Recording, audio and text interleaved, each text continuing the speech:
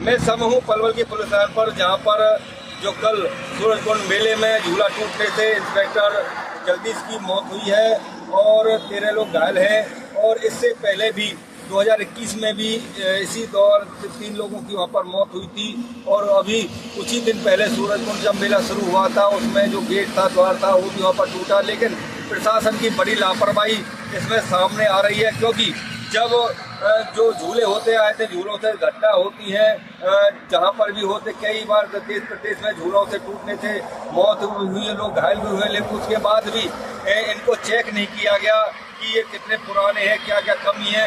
लेकिन उसके बाद सूरजकुंड मेले में झूला टूटता है और जिसमें एक इंस्पेक्टर जगदीश की मौत होती है और 13 लोग घायल हो चुके हैं, जहाँ पर तमाम हरियाणा के नेता मंत्री वहाँ पर पहुँचे हैं और जो हरियाणा के पुलिस महानिदेशक हैं वो भी वहाँ पहुँचे हैं, जिला पुलिस अधीक्षक वरुण सिंह जी वहाँ पहुँचे हैं, डीसी डॉक्टर हरीश कुमार वशिष्ठ भी मौके वहाँ पर पहुँचे हैं।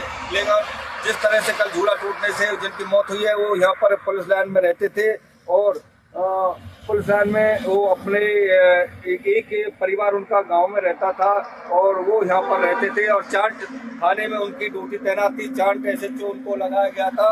वो 2025 नवंबर में वो यहाँ पर आए थे और उनको चांदर थाने में उनकी ड्यूटी लगाई थी, थाना प्रभारी उनको बनाया गया था।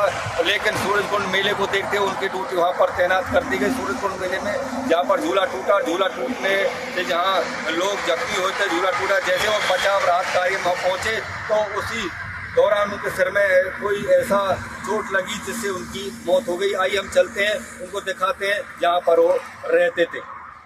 हम आप पहुँचे हैं, आपको हम दिखाया था पुलिस लाइन के अंदर आप पहुँचे, जहाँ पर वो जैसे जिनकी मौत हुई है इंस्पेक्टर जगदीश की, जहाँ पर वो रहते थे।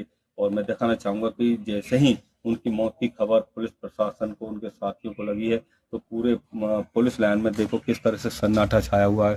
कोई भी मुलाजिम, पुलिस कर्मचारी कोई भी दिखाई नहीं दे रहा। पूरा मातम है, गम का माहौल है, क्योंकि उनके साथी की जिस तरह से अचानक मौत हुई है। राहत कार्यों में जुटे हुए थे, जैसे झूला टूटा और झूले में जो लोग घायल हुए थे उनको बचाने के लिए दौड़े राहत कार्यों में, लेकिन उनके सिर में कोई चोट लगने से उनकी मौत हो गई। मैं दिखाने पूरा पुलिस लाइन में सन्नाटा छाया हुआ है, दूर दूर तक कोई भी कर्मचारी दिखाई नहीं दे रहा है। तो इस तरह से पूरे पलवल जिले में एक गम का माहौल है।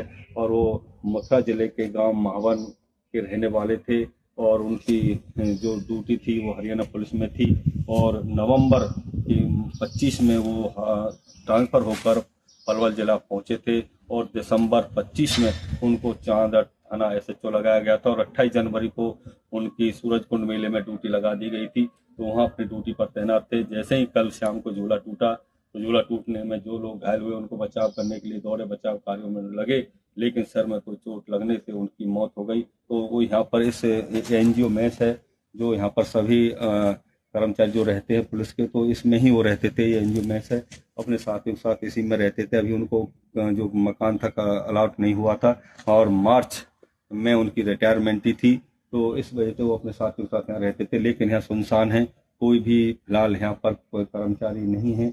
इस तरह से उनकी जो मौत की पूरा गम पलवल जिले में है, पूरा सन्नाटा सुनसान है, पूरा सन्नाटा छाया हुआ है।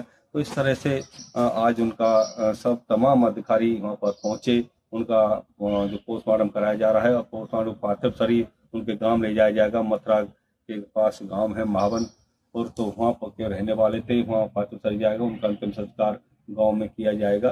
तो इस तरह से आज पलवल जिले में पूरा सुनसान है, पुलिस महकमे में पूरा सन्नाटा छाया हुआ है। तो उनकी मौत का जो जैसी सूचना मिली साथियों को, तो गम में पूरा पलवल जिला डूबा हुआ है। पलवल से ऋषि भारद्वाज, लिविंग इंडिया।